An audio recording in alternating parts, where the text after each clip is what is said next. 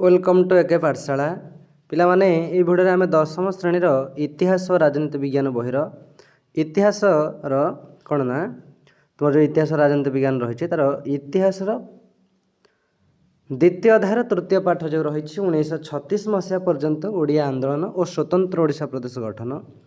तो आर आम प्रश्न उत्तर ये भिडियो आलोचना करवा। तो जो मैंने देखुच तुम सांग सेयार कर, चैनल को सब्सक्राइब कर एवं भिडियो गोटे गोटे लाइक कर।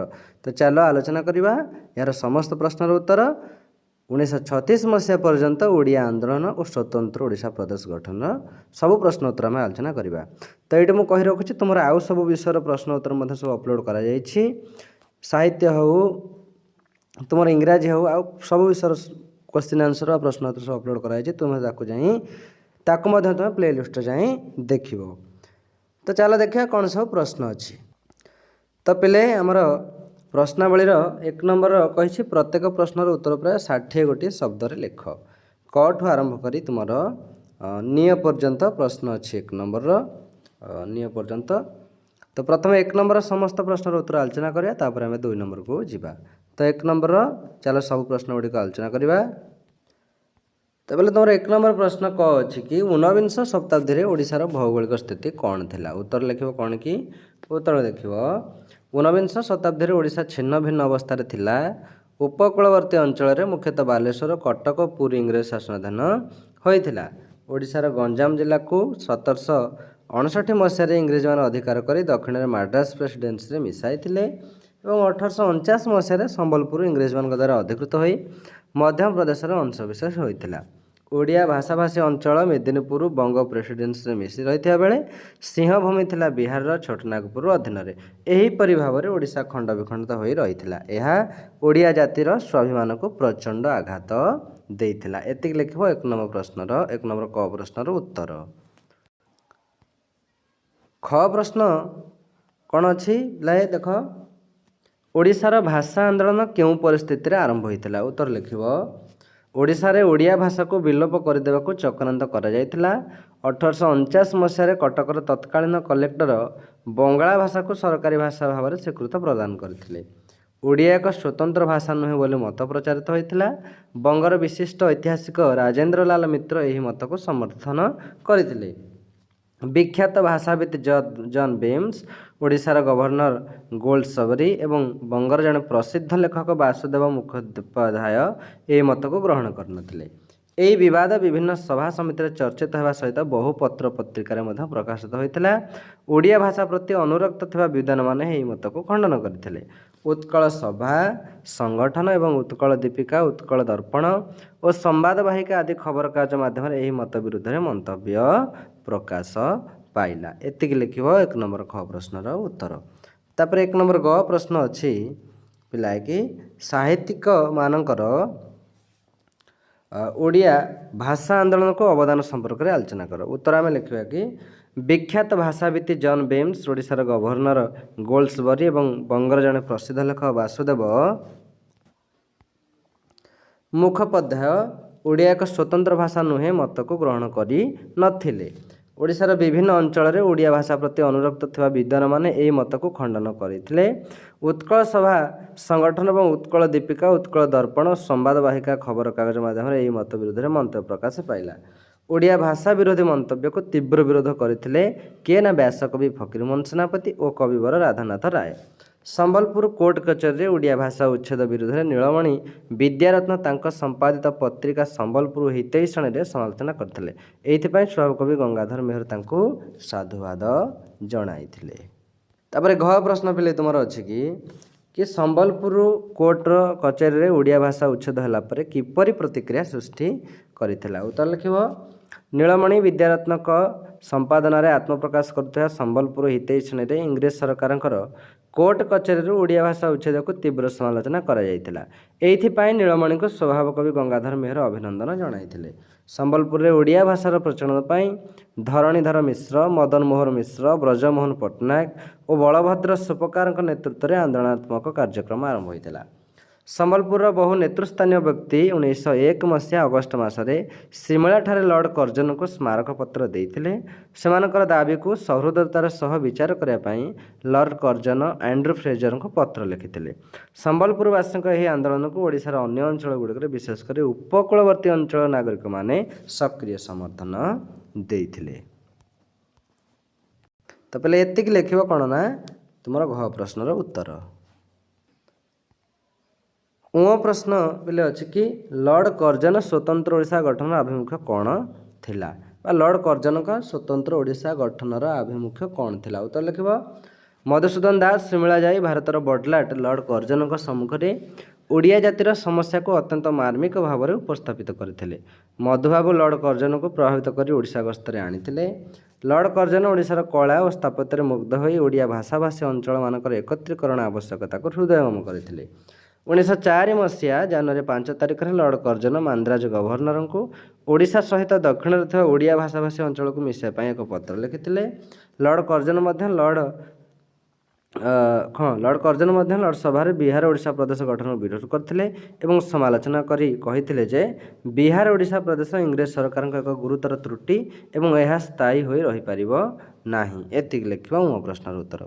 ତାପରେ ତୁମର ପ୍ରଶ୍ନ ଅଛି କି ଦେଖ ପ୍ରଶ୍ନ ଅଛି ଯେ ଉତ୍କଳ ସମ୍ମିଳନୀର ଅଷ୍ଟମ ଅଧିବେଶନରେ ମଧୁସୂଦନ ଦାସ ଏବଂ ଦଶମ ଅଧିବେଶନରେ ଜୟପୁରର ରାଜା ବିକ୍ରମଦେବ ବର୍ମା କ'ଣ କହିଥିଲେ। ଉତ୍ତର ଲେଖିବ 1912 ଏପ୍ରିଲ 6 ଓ 7 ତାରିଖରେ ବ୍ରହ୍ମପୁରରେ ଅନୁଷ୍ଠିତ ଉତ୍କଳ ସମ୍ମିଳନୀର ଅଷ୍ଟମ ଅଧିବେଶନରେ ବିହାର ଓଡ଼ିଶା ପ୍ରଦେଶ ଗଠନକୁ ମଧୁବାବୁ ବିରୋଧ କରିଥିଲେ।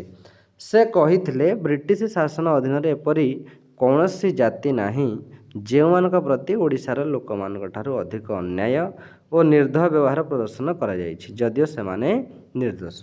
ଉତ୍କଳ ସମ୍ମିଳନୀର ଦଶମ ଅଧିବେଶନରେ ଜୟପୁର ରାଜା ବିକ୍ରମଦେବ ବର୍ମା କହିଥିଲେ ଯଦି ମୋର ଛିନ୍ନ ମସ୍ତକ ରାଞ୍ଚିରେ ରଖାଯାଏ, ମୋର ଦୁଇ ଗୋଡ଼କୁ ମାନ୍ଦ୍ରାଜର ଚିକିତ୍ସାଳୟରେ ରଖାଯାଏ ଓ ମୋ ଶରୀରରୁ ଗଣ୍ଡିକୁ ଫିଙ୍ଗି ଦିଆଯାଏ ତେବେ କ'ଣ ମୁଁ ବଞ୍ଚିଛି ବୋଲି କୁହାଯାଇପାରିବ। ଆମ ଉତ୍କଳ ଜନନୀ ବିକ୍ଷିପ୍ତ ଅବସ୍ଥାରେ ପଡ଼ି ରହିଛି, ତେଣୁ ଉତ୍କଳ ଜନନୀର ବିକ୍ଷିପ୍ତାଂଶ ଗୁଡ଼ିକର ଏକତ୍ରୀକରଣ ଦରକାର। ଏତିକି ଲେଖିବ ପ୍ରଶ୍ନର ଉତ୍ତର। ତାପରେ ତୁମର ପ୍ରଶ୍ନ ଅଛି କି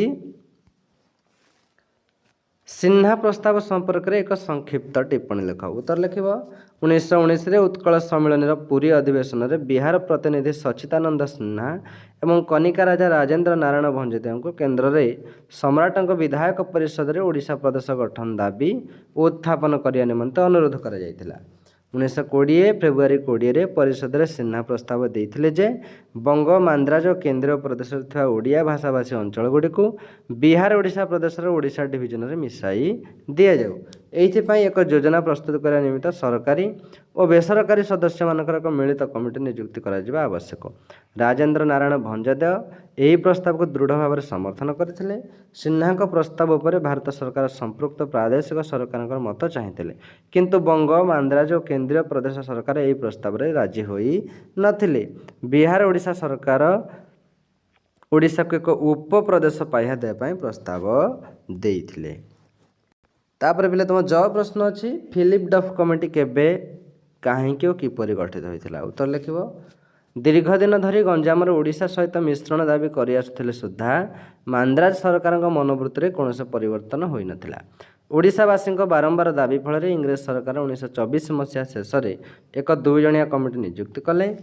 ଗଞ୍ଜାମର ଓଡ଼ିଶାର ମିଶ୍ରଣ ଦାବିର ଯଥାର୍ଥତା ଅନୁଧ୍ୟାନ କରିବା ପାଇଁ ଏହି କମିଟି ଗଠନ କରାଯାଇଥିଲା। ଗଡ଼ଜାତ ରାଜ୍ୟ ସମୂହର ପଲିଟିକାଲ ଏଜେଣ୍ଟ ସିଏଲ ଫିଲିପ ଓ ମାନ୍ଦ୍ରାଜ ପ୍ରେସିଡେନ୍ସିର ବେଲା ଜିଲ୍ଲାପାଳ ଏସିଡବ୍ଲ୍ୟୁ ଏହି କମିଟିର ସଦସ୍ୟ ଥିଲେ। ଏହି କମିଟି ଫିଲିପ ଡଫିଟ୍ କମିଟି ନାମରେ ପରିଚିତ।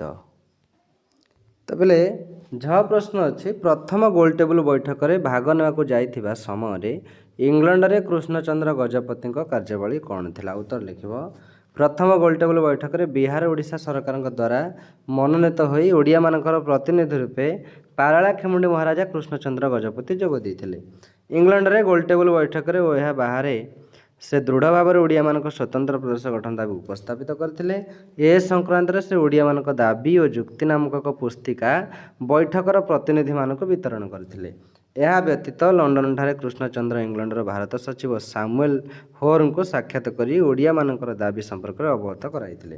1931 ଜାନୁଆରୀ 16 ତାରିଖରେ ମହାରାଜା କୃଷ୍ଣଚନ୍ଦ୍ର ଏକ ଐତିହାସିକ ଭାଷଣ ମାଧ୍ୟମରେ ସ୍ୱତନ୍ତ୍ର ଓଡ଼ିଶା ପ୍ରଦେଶ ଗଠନର ଯୌକ୍ତିକତା ଉପସ୍ଥାପନ କରିଥିଲେ।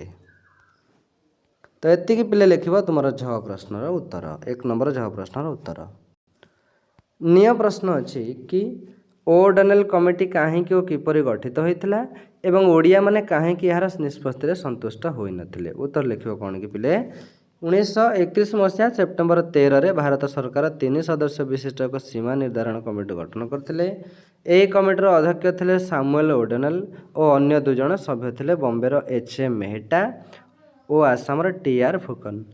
ଏହି କମିଟିରେ ମହାରାଜା କୃଷ୍ଣଚନ୍ଦ୍ର ଗଜପତି ନାରାୟଣ ଦେବ, ସଚ୍ଚିଦାନନ୍ଦ ସିହ୍ନା ଓ CVS ନରସିଂହ ରାଜୁ ସହଯୋଗୀ ସଦସ୍ୟ ରୂପେ ରହିଥିଲେ। ଓଡନେଲ କମିଟି ନିର୍ଦ୍ଧାରଣ ଓଡ଼ିଆମାନଙ୍କୁ ସମ୍ପୂର୍ଣ୍ଣ ଭାବେ ସନ୍ତୁଷ୍ଟ କରିନଥିଲା, କାରଣ ଏଥିରେ ପ୍ରସ୍ତାବିତ ଓଡ଼ିଶା ପ୍ରଦେଶରୁ ପାରଳାଖେମୁଣ୍ଡି, ମଞ୍ଜୁସା, ମେଦିନୀପୁର ଏବଂ ସିଂହଭୂମକୁ ବାଦ୍ ଦିଆଯାଇଥିଲା। ଏହାର ପ୍ରତିବାଦ କରିବା ପାଇଁ 1932 ମସିହା ଅଗଷ୍ଟ 21ରେ ବ୍ରହ୍ମପୁରଠାରେ ଲକ୍ଷ୍ମୀଧର ମହାନ୍ତିଙ୍କ ଅଧ୍ୟକ୍ଷତାରେ ଉତ୍କଳ ସମ୍ମିଳନୀର ଏକ ଜରୁରୀ ଅଧିବେଶନ ଅନୁଷ୍ଠିତ ହୋଇଥିଲା। ତ ପିଲେ ତୁମର 1 ନମ୍ବରର ଯାହା ବି ସବୁ କ ଠୁ ଆରମ୍ଭ କରି ନିୟ ପର୍ଯ୍ୟନ୍ତ ଯାହା ସବୁ ପ୍ରଶ୍ନ ଥିଲା ତାକୁ ଆମେ ଆଲୋଚନା କଲେ। ବର୍ତ୍ତମାନ 2 ନମ୍ବର ପ୍ରଶ୍ନ କ'ଣ ଅଛି ଦେଖିବା। ତ ପିଲେ ତୁମର 2 ନମ୍ବରରେ କହିଛି ପ୍ରତ୍ୟେକ ପ୍ରଶ୍ନର ଉତ୍ତର ପ୍ରାୟ 20ଟି ଶବ୍ଦରେ ଲେଖ।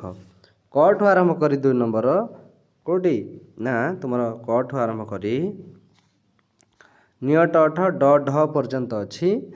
ତ ୟାର ଉତ୍ତର ଆମେ ଆଲୋଚନା କରିବା, ତାପରେ 3 ନମ୍ବରକୁ ଯିବା। ତ ପିଲେ 2 ନମ୍ବର ପ୍ରଥମ ପ୍ରଶ୍ନ, ଗଞ୍ଜାମ ଓ ସମ୍ବଲପୁର ଯଥାକ୍ରମ କେଉଁ ମସିହାରେ ଇଂରେଜମାନଙ୍କ ଦ୍ୱାରା ଅଧିକୃତ ହୋଇଥିଲା। ଉତ୍ତର ଲେଖିବ ଗଞ୍ଜାମ 1759 ମସିହାରେ ଇଂରେଜମାନଙ୍କ ଦ୍ୱାରା ଅଧିକୃତ ହୋଇଥିଲା ଏବଂ ସମ୍ବଲପୁର 1849 ମସିହାରେ ଇଂରେଜମାନଙ୍କ ଦ୍ୱାରା ଅଧିକୃତ ହୋଇଥିଲା। ତାପରେ ଖ ପ୍ରଶ୍ନ, ଓଡ଼ିଆ ଆନ୍ଦୋଳନରେ ଗଞ୍ଜାମବାସୀ କିପରି ଅଂଶଗ୍ରହଣ କରିଥିଲେ। ଉତ୍ତର କ'ଣ ଲେଖିବ କି? ଉତ୍ତର ଲେଖିବ ଗଞ୍ଜାମବାସୀ ଗଞ୍ଜାମ ଉତ୍କଳ ହିତବାଦିନୀ ସଭା ସ୍ଥାପନ କରି ଓଡ଼ିଆ ଭାଷା ଆନ୍ଦୋଳନକୁ ବଳବତ୍ତର କରିଥିଲେ। ସେମାନେ ଗଞ୍ଜାମକୁ ମାନ୍ଦ୍ରାଜ ପ୍ରେସିଡେନ୍ସିରେ ଅଲଗା କରିବା ପାଇଁ ଦାବି ଜଣାଇଥିଲେ। ତାପରେ ଗ ପ୍ରଶ୍ନ ଅଛି, କିଏ ଏବଂ କେବେ ସମ୍ବଲପୁରର କୋର୍ଟ କଚେରୀରୁ ଓଡ଼ିଆ ଭାଷା ଉଚ୍ଛେଦ କରି ହିନ୍ଦୀ ଭାଷା ପ୍ରଚଳନ କରିଥିଲେ। ଉତ୍ତର ଲେଖିବ 1895 ଜାନୁଆରୀ 15ରେ କେନ୍ଦ୍ରୀୟ ପ୍ରଦେଶର ମୁଖ୍ୟ commissioner sir Andrew Fraser Sambalpur court କଚେରୀ ମାନଙ୍କରୁ ଓଡ଼ିଆ ଭାଷା ଉଚ୍ଛେଦ କରି ହିନ୍ଦୀ ଭାଷା ପ୍ରଚଳନ କରିଥିଲେ। ତାପରେ ପ୍ରଶ୍ନ ଅଛି ପିଲେ ଘ, ନୀଳମଣି ବିଦ୍ୟାରତ୍ନ କେଉଁ ପତ୍ରିକାରେ ଇଂରେଜ ସରକାରଙ୍କ ଭାଷା ନୀତିର ସମାଲୋଚନା କରିଥିଲେ ଏବଂ ଏଥିପାଇଁ କିଏ ତାକୁ ଅଭିନନ୍ଦନ ଜଣାଇଥିଲେ। ଉତ୍ତର ଲେଖିବ ନୀଳମଣି ବିଦ୍ୟାରତ୍ନ ସମ୍ବଲପୁର ହିତୈଷିଣୀ ପତ୍ରିକାରେ ଇଂରେଜ ସରକାରଙ୍କ ଭାଷା ନୀତିର ସମାଲୋଚନା କରିଥିଲେ। ଏଥିପାଇଁ ସ୍ୱଭାବ କବି ଗଙ୍ଗାଧର ମେହେର ତାଙ୍କୁ ଅଭିନନ୍ଦନ ଜଣାଇଥିଲେ। ତାପରେ ପିଲେ ଘ ପ୍ରଶ୍ନ ତୁମର ଗଲା। ତାପରେ ଉଁ ପ୍ରଶ୍ନ, ଉଁ କହିଛି ଲର୍ଡ଼ କର୍ଜନ ଓଡ଼ିଶା ଗସ୍ତରେ ଆସିବା ଦ୍ୱାରା କି ଲାଭ ହୋଇଥିଲା। ଉତ୍ତର ଲେଖିବ ଲର୍ଡ଼ କର୍ଜନ ଓଡ଼ିଶାର କଳା ଓ ସ୍ଥାପତ୍ୟରେ ମୁଗ୍ଧ ହୋଇ ଓଡ଼ିଆ ଭାଷାଭାଷୀ ଅଞ୍ଚଳମାନଙ୍କ ଏକତ୍ରୀକରଣ ଆବଶ୍ୟକ ହୃଦୟବୋଧ କରିଥିଲେ। ଏହାଫଳରେ 1903 ଜାନୁଆରୀ 1 ତାରିଖରୁ ପୁନର୍ବାର ସମ୍ବଲପୁର କୋର୍ଟ କଚେରୀରେ ଓଡ଼ିଆ ଭାଷା ପ୍ରଚଳିତ ହୋଇଥିଲା। ଏହା ଥିଲା ଓଡ଼ିଆ ଆନ୍ଦୋଳନର ପ୍ରଥମ ବିଜୟ। ଚ ପ୍ରଶ୍ନ ଅଛି ରିସେଲ ସର୍କୁଲାର କେବେ ଓ କାହା ଦ୍ୱାରା ପ୍ରକାଶିତ ହୋଇଥିଲା। ଉତ୍ତର ଲେଖିବ ରିସେଲ ସର୍କୁଲାର 1903 ମସିହା ଡିସେମ୍ବର 3 ତାରିଖରେ ପ୍ରକାଶିତ ହୋଇଥିଲା। ଭାରତ ସରକାରଙ୍କ ଘରୋଇ ସଚିବ ହେନେରୀ ରିସେଲଙ୍କ ଦ୍ୱାରା ଏହା ପ୍ରକାଶିତ ହୋଇଥିଲା। ତାପରେ ପିଲେ ତୁମ 6 ପ୍ରଶ୍ନ, ସାଇମନ କମିଶନ ଭାରତ ଗସ୍ତ ବେଳେ ଉତ୍କଳ ସମ୍ମିଳନୀର ସଭ୍ୟମାନେ କେଉଁଠାରେ ଓ କାହିଁକି ତାଙ୍କୁ ଭେଟିଥିଲେ। ଉତ୍ତର ଲେଖିବ ସାଇମନ କମିଶନ ଭାରତ ଗସ୍ତ ବେଳେ ଉତ୍କଳ ସମ୍ମିଳନୀର ସଭ୍ୟମାନେ ପାଟନାଠାରେ ତାଙ୍କୁ ଭେଟିଥିଲେ। ଉତ୍କଳ ସମ୍ମିଳନୀର ସଭ୍ୟମାନେ ସ୍ୱତନ୍ତ୍ର ଓଡ଼ିଶା ପ୍ରଦେଶ ଗଠନ ଦାବି ଉପସ୍ଥାପନ କରିବା ପାଇଁ କମିଶନରକୁ ଭେଟିଥିଲେ।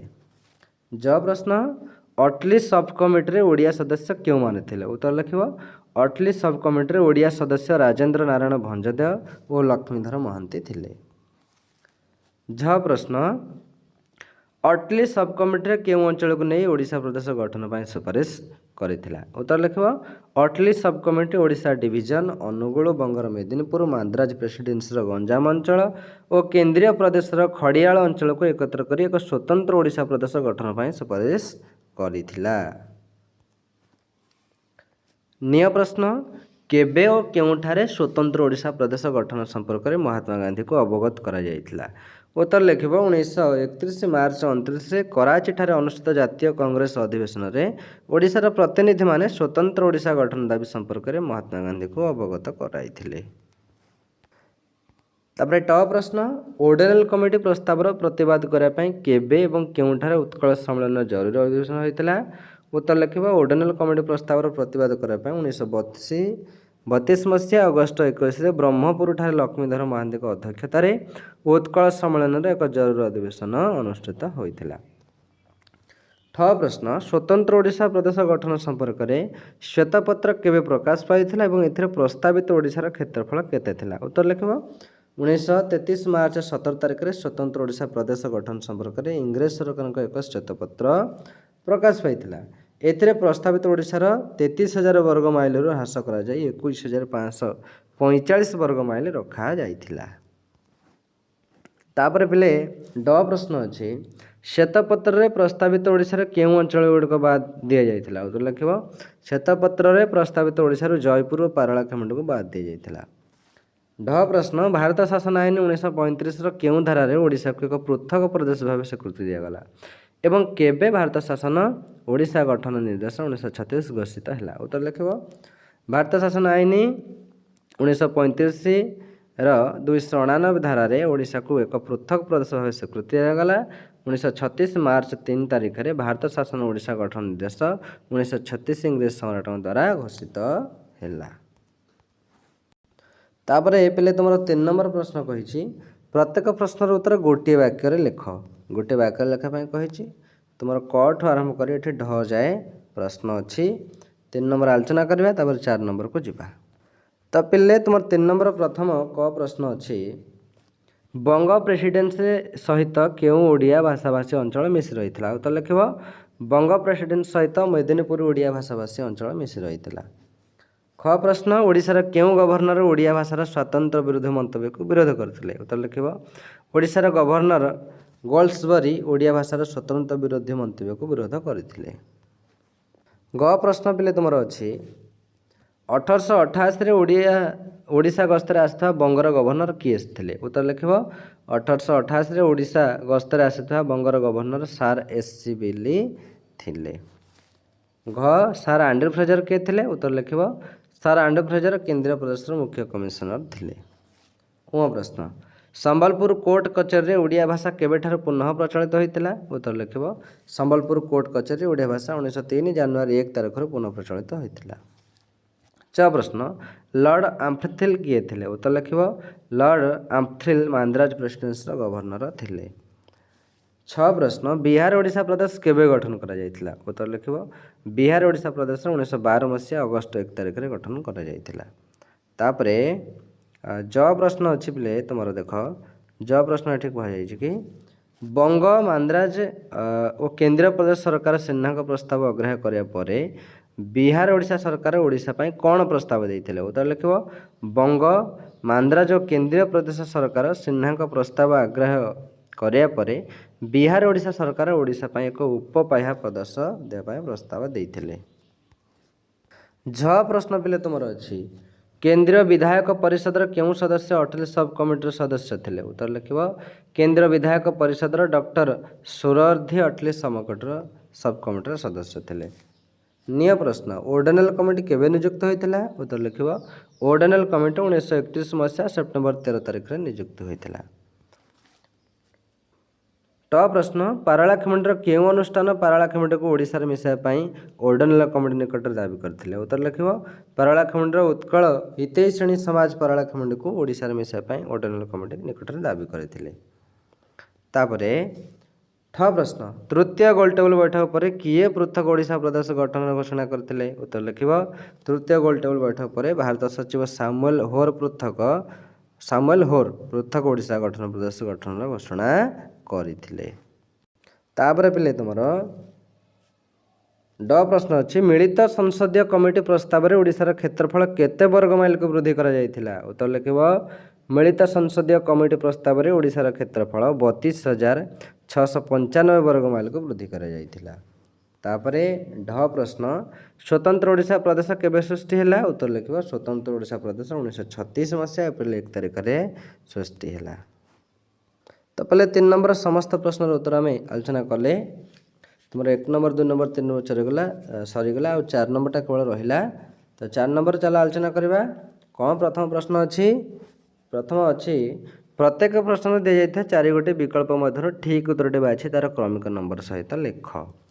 क प्रश्न अच्छी संबलपुर केतक नेतृस्थानीय व्यक्ति केउठारे कर्जनुक स्मारक पत्र देइथिले। तो यार सठिक उत्तर हो पिला तुम सिमिला केउठारे सिमिला।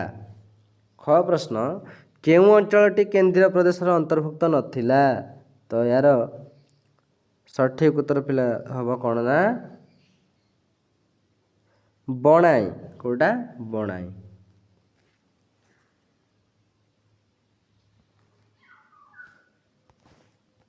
तापर पिले तुम ग प्रश्न अच्छी लॉर्ड कर्जन केबे मांद्राज गवर्नर को ओडिशा रे ओडिया भाषाभाषी अंचल मिश्रणर जौक्तिकता विषय लिखि। तो 4 गोटे ऑप्शन अच्छी यार सठिक उत्तर हम 1904 जानुआरी 5 कौन 1904 जानुआरी 5।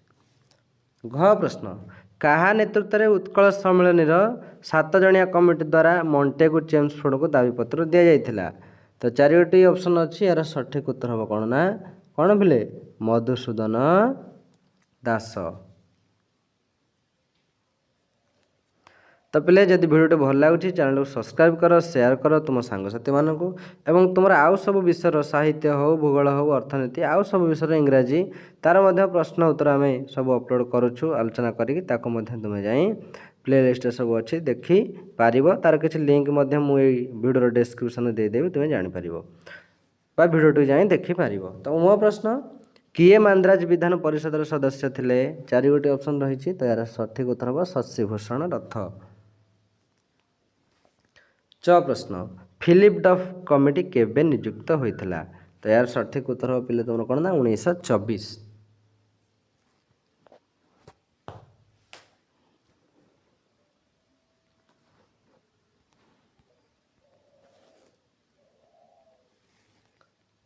छ प्रश्न केबे महाराजा कृष्णचंद्र इंग्लैंड रे स्वतंत्र ओडिशा संपर्क में एक ऐतिहासिक भाषण देइथिले। तो उत्तर हम 1931 जानुआरी 16। ज प्रश्न किए ओडेनेल कमिटीर सहयोगी सदस्य नथिले। तो पिला पचार नथिले सहयोगी सदस्य नथिले। तो यार उत्तर हम मधुसूदन दास।